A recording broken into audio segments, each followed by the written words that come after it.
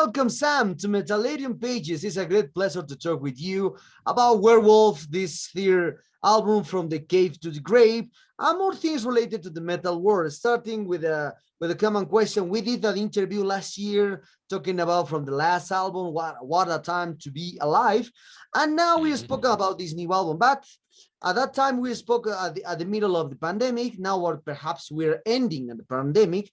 But the curious thing, we are starting a war in Europe. So that's a very crazy times now. It's a very unusual times.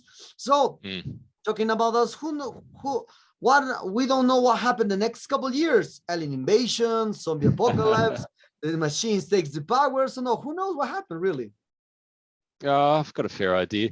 I'll kick things off by putting it out there. I don't think the pandemic's over. I think what's over is most Western governments have just stopped trying to do anything. They've gone as hard as they can with like lockdowns, mandates and whatnot for the last couple of years, and they've probably realized that they're at the limit of being able to tell people what to do without a portion of the population running up and down the streets, like setting everything on fire and beating their chests and screaming.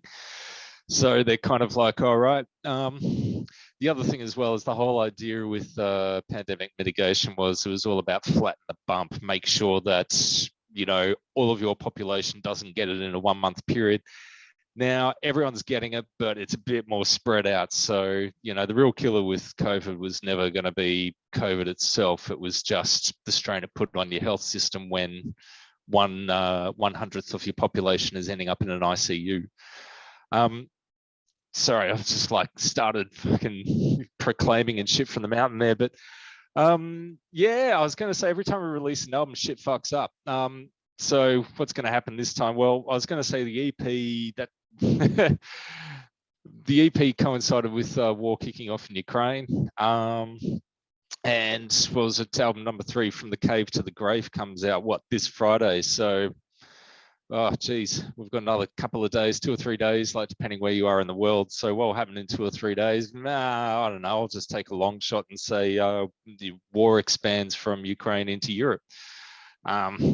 As for the next couple of years, that's a really easy one. You'll see famine, widespread famine, I'd imagine in the next, probably kicking off from about September and really getting into it in time for Christmas. I remember the Arab Spring kicked off, you know, because of like some, you know, a little bit of a dip in grain supplies. And what we're seeing now isn't so much a dip as a cliff. And so the Arab people are, geopoliticists are already talking Arab Spring is looking more like an everywhere spring. So people tend to lose their shit if they don't get like meals and foodstuffs, you know, over 2 weeks. We saw what happened with some portions of the Middle East when that happened in a limited period. Now we'll see what happens everywhere. So anywhere which has a government looking a little bit shaky and not pulling its weight, or with the perception that they're not looking out for people, it's watch out. Fuel crisis we already know about. Yeah, things are going to get really rough. And I really, you know, it's kind of a selfish thought, but like I've got a pretty good idea what's in store over the next couple of years. And I hope that music still means something to people, and buying CDs and albums and like playing it on whatever little portion of electricity you're still getting. I hope that's still a thing. It would suck to just be really, it feels like we're really hitting our stride now, really starting to kick off, and we're about to play our first live show and shit, and got album number 3 coming out, which we're pumped about because it fucking crushes. But yeah, it would be hilarious that we're just really starting to smash it, and then the rest, you know, the world shuts down just because it's running out of food and everywhere's busy burning everything down because they're not getting their Wheaties. I love the background there. Yeah, I'm full of good news. Yeah. Yes. Oh, you told me last year about when I interviewed you about what a time to be alive, that you did this album, you did this album last year. So and the 4-2 and the 4-1. So next year we will have another album from Werewolves. Yes, yes, yes, you will. Uh, Sorry. so perhaps in the next couple of years, 4, 5, and 6, because Yeah, well, album 4 is already recorded apart from vocals. And honestly, if I wasn't slack, I could have recorded the album, like the vocals for that last year, and got it done. We recorded the instruments for albums 3 and 4 at the same time. And pretty much we had this interesting like little meeting as a band where we're kind of like, okay, so which songs are for album 3 and which ones are for album 4? What I'm trying to do is like, I've slowed down doing vocals a little bit so that album 4 doesn't sound exactly the same as album 3. You know, I figure if I wait a year and get a couple of shows done and work my voice a bit more and let the world just twist on its axis a little bit, then when the time comes for doing album number 4, it will sound fundamentally different. Like it'll still be the same Werewolves thing. It'll be full of violence and hate and telling people to go fuck themselves, but it will also have like a different vibe to it. So yeah, album 4 is already done. Album 5 and 6, I'm pretty sure Matt has like all the materials for that written. The guys have all sorts of crazy ideas about like what they want to do. You know, give them half a chance, they'll probably put out albums 5 and 6 at the same time. Like, who knows? Yeah. Well, one aspect that I didn't know about this from the cave to grave is one thing that you said relating with that you said. So for me, the death and the screaming, and then what a time to be alive, and more brutal, more black metal stuff, more death metal. So something more very aggressive, as you said. But from this new album, you have a little more dissonant aspects, a little mixed with technical stuff for the first time, because the first two is not technical, is more brutal, more extreme metal than technical. Like I read a lot in a lot of reviewers that said that your music is technical black death metal, and we spoke last year about that, because I think just for the David's in your band, I think this is the only thing that David applies something technical in his drums, but according to the music, it's not technical. It's more string metal than technical. Yeah, I really wish they'd stop all going, oh, Werewolves technical metal bands. I'd hate to think that someone is like fresh off listening to something like Animals as Leaders and is like, oh, I'll give this Werewolves a try. And just like, you know, get their fucking face peeled off by our stuff. That, you know, if you're going to us for a technical death metal album, you're going to be disappointed, because we're not all, you know, arpeggiating and sweeping and peeling out beautiful solos. It's like it is pretty ugly and basic. But yeah, I think people say that, as you say, because like, you know, you see the name Dave Haley and you know, reviewers tend to some are good and some just are kind of like trying to get their column out in time for like deadline and stuff. So I think they see Dave Haley and they go, technical death metal. We just basically, we're trying to be extreme, and we're trying to do it sort of like, I guess in a fairly narrow range instead of, you get the sort of what I call the Walmart problem with death metal. Like, to be able to play death metal, you got to be good at a whole bunch of stuff. Like, you got to be competent. Like, that is where it starts. And if you can play death metal with any half competency, then you can do anything. And your problem is, when you can do anything, is just narrowing down, what are you going to do? So yeah, we're kind of like just picking up whatever tools we can around us just to make a ruckus. And we think it's pretty fucking basic. I don't think we're that fantastic musicians that like us being basic is technical for other people. So yeah, I think it's a pretty ugly noise at the end of the day. To me, when I listen to it, it probably feels more like grindcore or punk than it does like anything particularly technical. Yeah, for me it's the same. The three albums are more extreme metal than the technical or progressive stuff. I don't know why the reviewers said that, but I really don't know. So talking about other aspects in these three albums, the Dead Are Screaming, the What the Time Be, One the Time to Be Alive, and From the Cave to the Grave, they all has the same cover art. Well, like the relative same cover arts, same same approach to the artist. So what perhaps this cover, all these three covers has correlative concepts talking about something special, because if one's fans see the trio covers in a row, all the time you will see perhaps some messages, some aspects, some concepts into there that is not into the lyrics. This perhaps is outside of the lyrics. Yeah, the artist that we use is a Tasmanian guy called Mitchell, who's a friend of Dave's. And he kind of works the same as us, like fairly fast, but he doesn't try and consciously work his stuff too much. He sort of goes with what he feels and whatever pops out of like the back of the brain. We tend to give him the music and also all the lyrics first, and he goes through all that, and then he sort of like does his thing.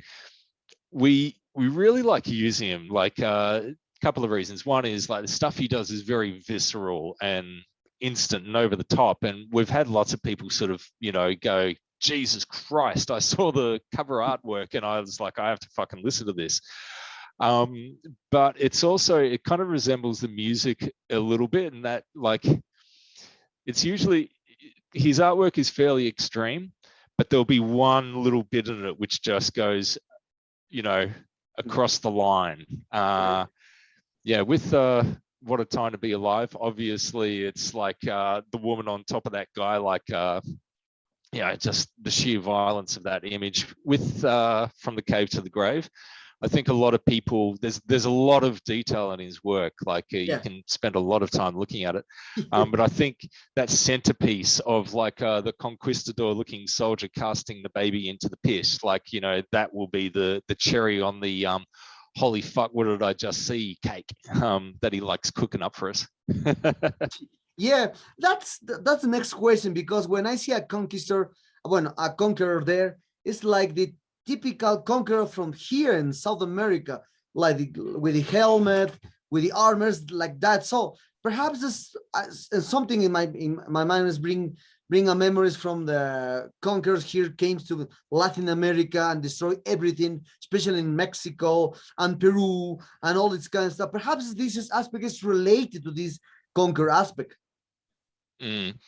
I can't speak on Mitchell's behalf for this one, so I can only really give like my impressions of it. But yeah, the conquistador is like, to me, when I see that, it is very much, it's a meaning that hasn't really changed much through the ages. If you're talking about you know, the worst aspect of colonialism, the worst aspects of invasion, the most callous approach to making yourself known to strangers, then a conquistador, like, you know, no one is like sort of trying to like get a tweet going talking about like how they're misunderstood.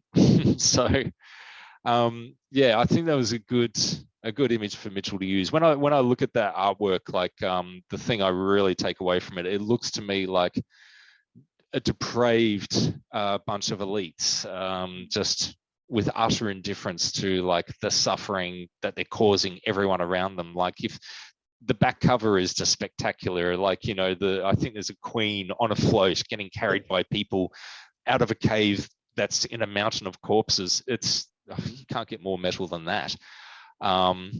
So yeah, that's kind of what I take away from it all. I think it describes the album perfectly. There is a mountain of bodies in the lyrics to this album, and definitely, like, there's a couple of points. We don't want to be a political band, but there are a few points where we take pot shots at would-be rulers.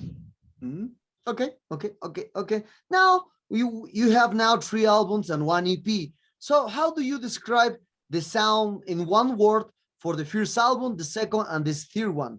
Do you see a little difference between, or do you have see a lot of difference into there? But because I said that for me, the first one are more brutal and extreme, and this new one are at some points are more dissonant, not technical progressive, not dissonant like like a tool into in the schemes and rhymes when you use that. Not really, to be honest. Like, if I was to sum it all up in one, like each album in one word, it'd be the same word for every album: violent. Um,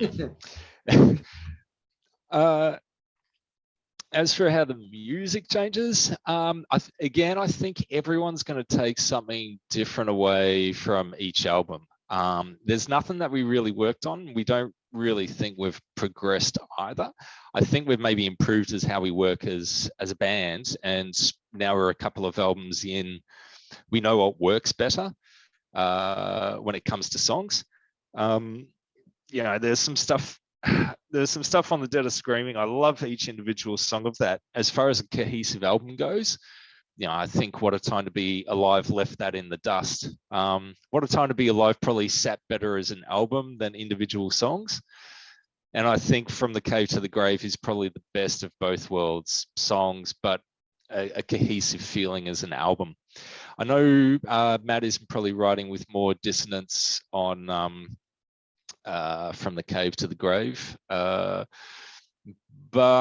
let me see, he's probably, there's more what I call big crowd moments during From the Cave to the Grave. We don't, as a band, we dip into triplets occasionally. And they're, kind of things like that, that Deicide's famous for.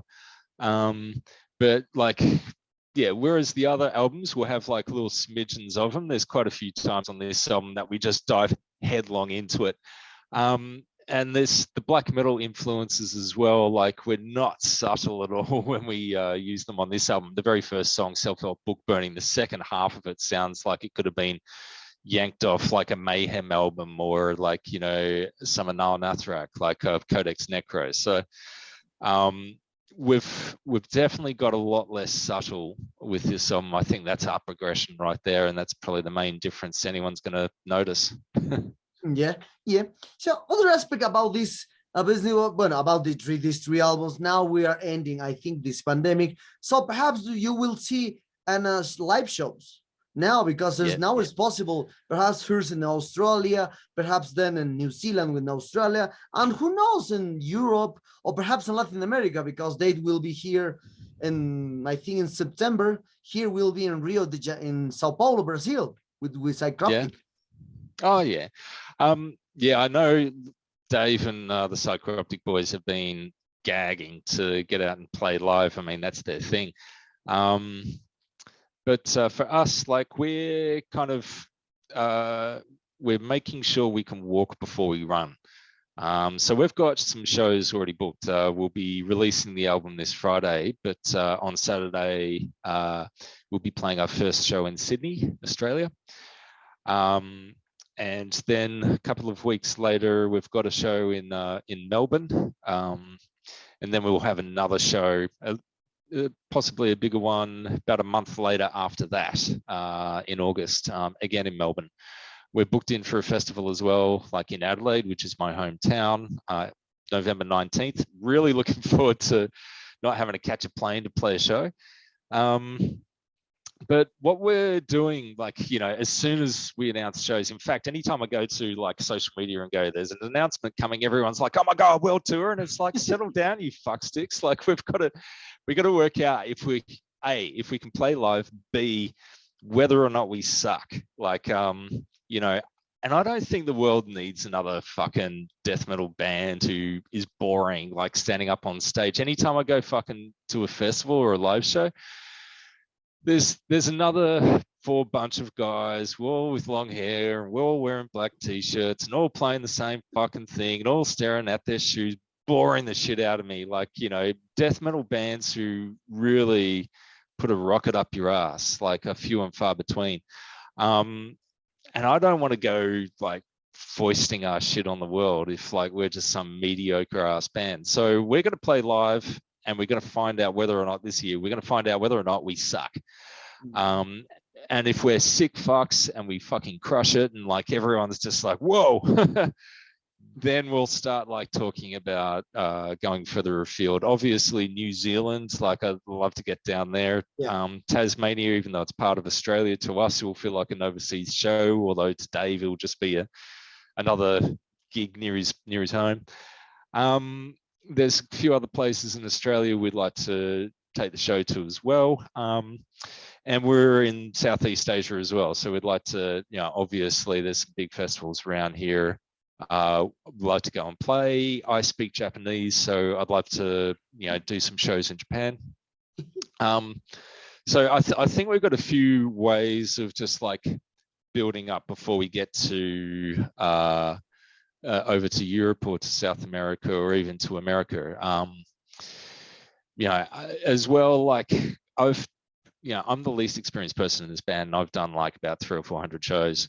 I'm not particularly aroused by the idea of getting back in the van and like spending 30 days, doing a lap of the States. Like I wasn't particularly enjoying that even 20 years ago. And now I've got like kids and a mortgage. I'm like, it's what really really gets me excited is the idea of going somewhere and doing 2 weeks of shows or doing 1 or 2 festivals and a few weeks of shows around it. But again, if like it turns out really well and it's a good idea and we're not doing it like how America tells you you got to do it, get in the van and like starve to death and sleep on top of each other and eat toenails and get paid for half of your shows because you're some little fucking Aussie band, you're in America now, boy, all that bullshit. Not into it.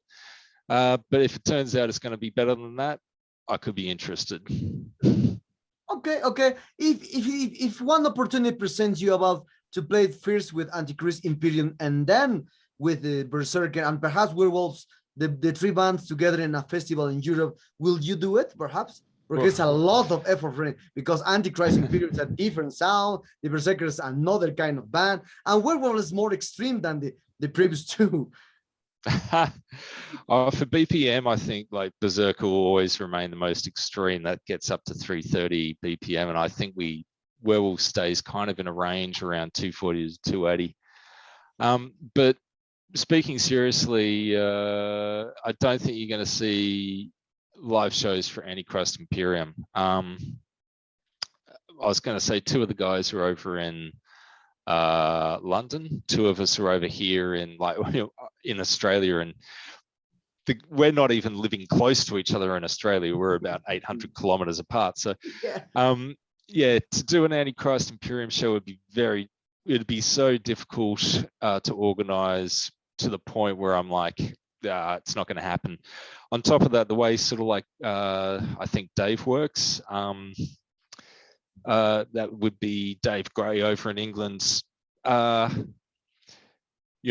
With Werewolves, we can rehearse in separate like spaces, and I think we're all in communication and sorted well enough to be able to just organize how to do a live show and study hard and put it together and rehearse in our own time. Whereas with Dave Gray in England, I think he'd really need us all together for weeks, if not a month, to bring it together. And again, like I don't think any of us are able to break off that amount of time just to rehearse. So Antichrist Imperium, I don't think you're going to see that live. Everyone's going to have to just be satisfied, like with the album that's coming out, which should be September. But like we're still waiting for the album to for the label to announce exactly when that is. So we're thinking September. We'll see.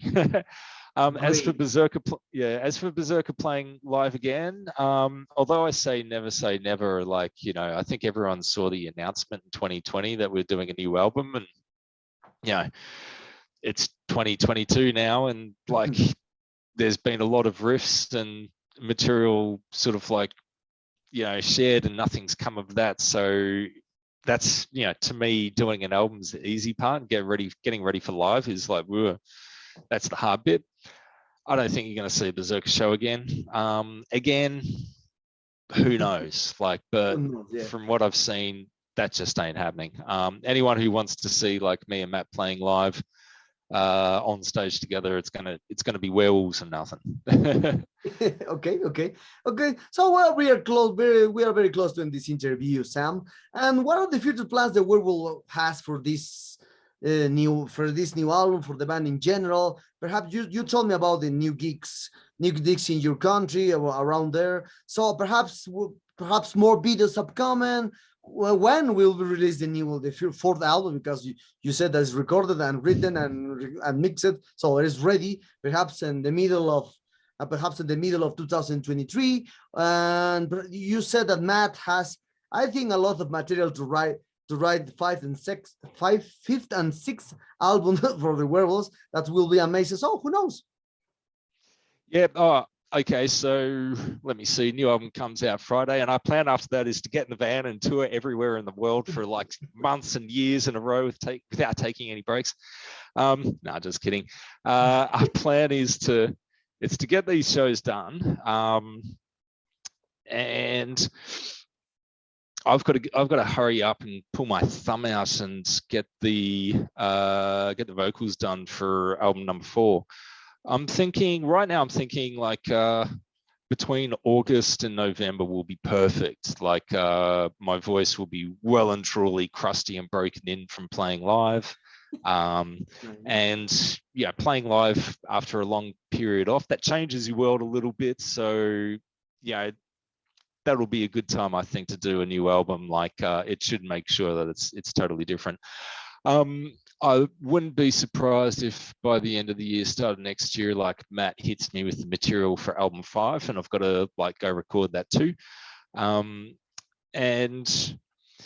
yeah, it's kind of like, I'd imagine you'll see album number 4 out mid 2023. But honestly, these days it comes down not so much to when we record albums, because we can just shit these things out every 6 months, but like it really comes down to how things are going in the world. For example, like with this album, it could have come out near the start of the year, but there's been a run on vinyl.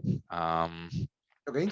And yeah, so it's been both a run on vinyl plus every band, like while locked down during the pandemic and unable to tour, they're like, seems like a good time to record an album.